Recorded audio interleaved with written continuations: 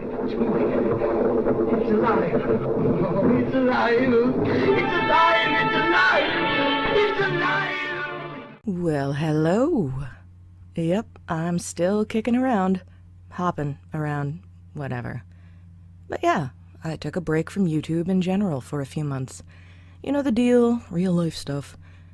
But I also got a bit burned out, honestly.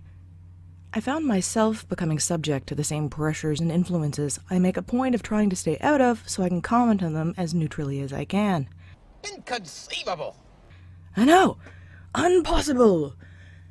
But yeah. See, I try to observe mostly, file away data points, mark trends, figure out patterns and connections. It's really hard to do that when you're smack in the middle of it. But I've detoxed and am back with swanky new channel art. Seriously, check this shit out. It was commissioned from an artist who goes by Jupis. Her website is www.jupis.com, and she did an awesome job and was lovely to work with. But again, for the record, I'm still not a furry. I just like sexy bunny girls.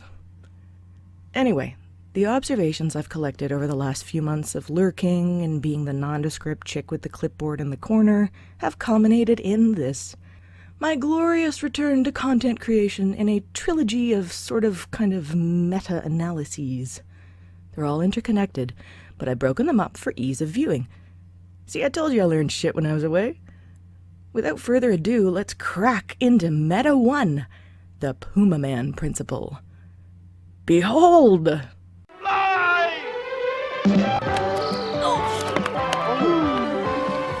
Look out for the... Oh, boy, right into the propeller. Yo. Oh, he gave him the Captain Dork costume by mistake.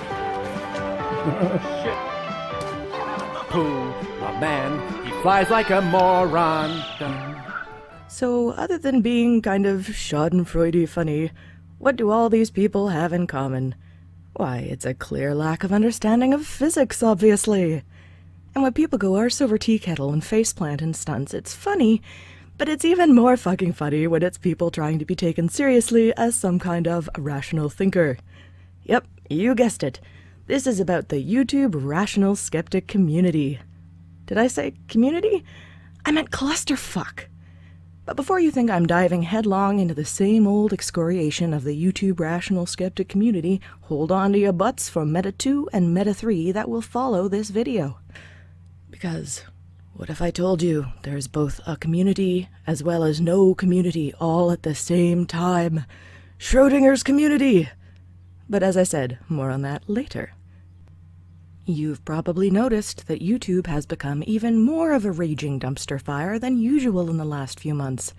It's always been kind of weep for humanity, but now it's gone full Pumaman. What do I mean by that? Well, take it away, MST3K. Yay, happy music. Let go of me! Let go! I want to know where Cobra's hiding the mask. I don't know. Tell me or I'll drop you. You idiot. What do you think's going to happen if you shoot me? You'll die. Right. Let's see what would happen to you. Help, I'm falling at a 60-degree angle, breaking all the laws of physics. Yep. Like in the fail videos, this is how some people think gravity works. But here's how gravity actually works. There's a resolution point at which the energy expended going forward and up becomes superseded by the straight downward force of gravity. In other words, when you jump out, you don't continue indefinitely at the same angle you began with. And if you think you will, if you think you can successfully leap at a continuous 60-degree angle, you're gonna have a bad time. But how does this relate to YouTube, Bunny? Well, to illustrate how critical thought has gone the way of the Pumaman, I'm going to use 3 recent topics. Lacey Green and her red pilling, Teal Deer's incendiary comments on how tits and ass affect viewership, and the events surrounding Russian Deadpool. With each of these, there were some spectacular content parkour fails in reaction and speculation. In other words, if you jump on a topic and extend your conclusions beyond reality and facts known at the time, odds are you're going to end up looking like a gigantic idiot. And lest I be accused of judging the YouTube community unfairly, this principle extends to the greater media too. Because, YouTube content creators are subject to the same kinds of flaws, foibles, pressures, and influences as the legitimate journalistic media. I know! There's no spoon, am I right? See also the 2 subsequent videos that will follow this one.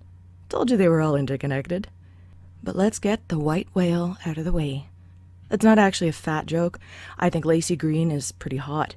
It's a Moby Dick Ahab joke, given how Lacey Green has been both pursued relentlessly, as well as how her being captured for our side is viewed as some kind of great accomplishment. So without further ado, let's do the inevitable bit about Lacey Green.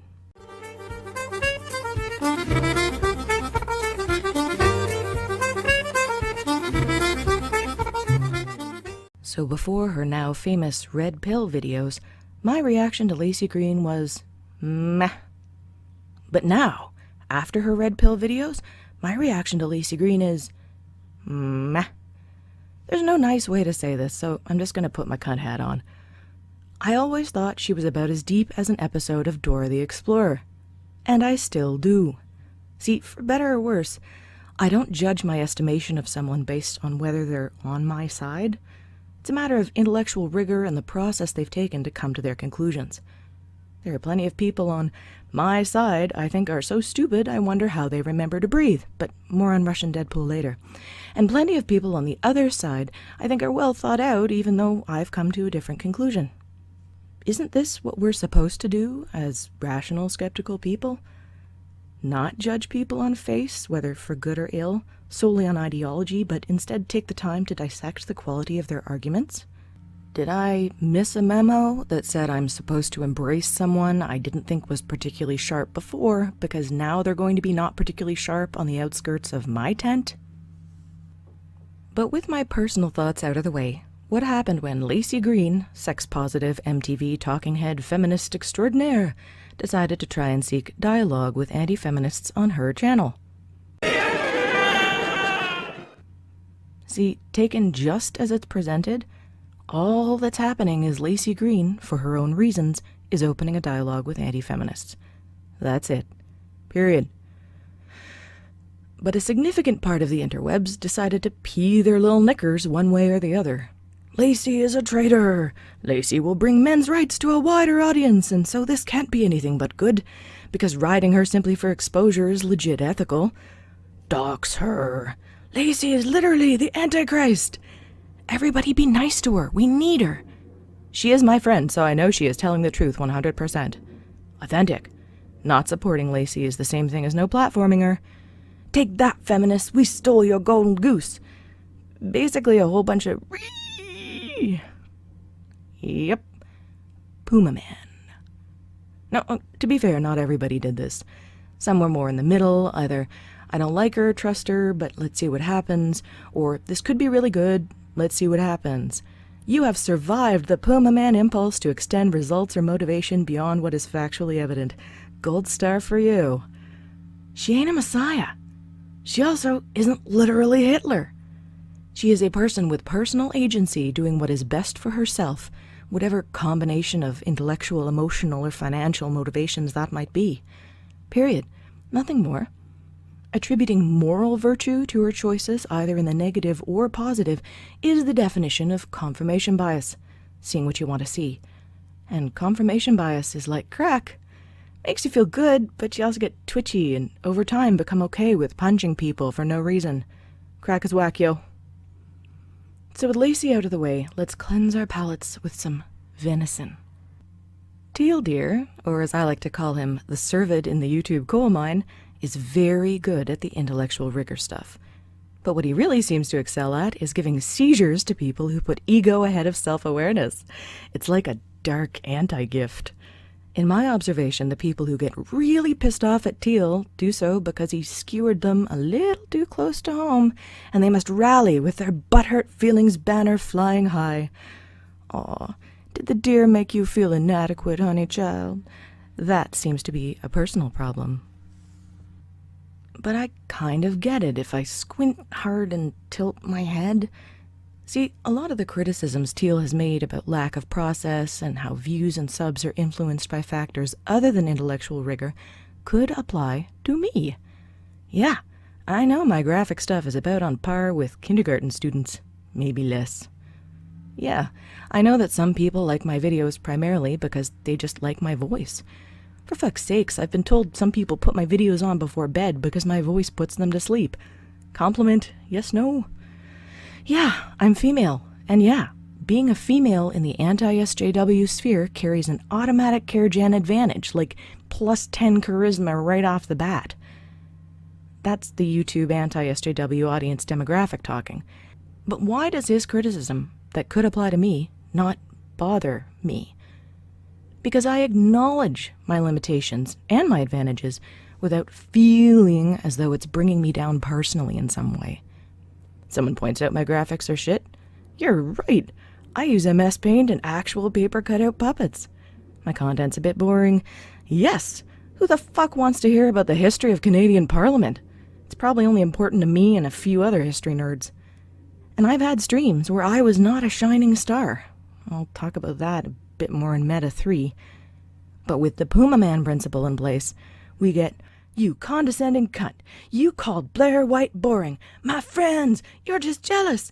Hey ladies, come on my channel to bash Teal Deer. He hates women." Whee! Yeah. See, most recently, Teal made a video talking about potential influences other than absolute altruistic authenticity for Lacey Green's very public red pilling. He also referred to a stream with Lacey Green and Blair White as being boring. For the record, I agree. I think that shit was boring. That doesn't mean Blair White is boring. That's not what he said. That's not what I'm saying. Just that stream. More on that in the upcoming third video in this series. But boy, there were a lot of people throwing themselves at that 60-degree angle to try and defend their female YouTuber friends and Lacey Green on emotional grounds. And when you hurl yourself off the cliff Pumaman style, you end up making mistakes. Like this.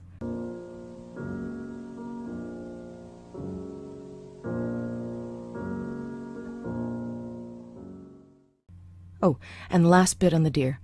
I absolutely encourage anybody who wants to take a shot at him to fucking Malone Lave that shit.